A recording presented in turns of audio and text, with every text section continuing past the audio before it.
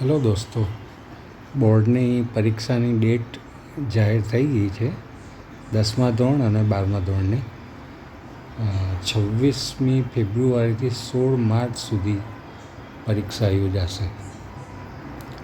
ધોરણ 10 અને 12 સામાન્ય પ્રવાહની પરીક્ષા 26 ફેબ્રુઆરીથી 16 માર્ચ. 10મા અને 12માની સામાન્ય પ્રવાહની અને વિજ્ઞાન પ્રવાહ ધોરણ 12 જે ખૂબ અગત્યની છે તે પરીક્ષા 26મી ફેબ્રુઆરીથી 14 માર્ચ.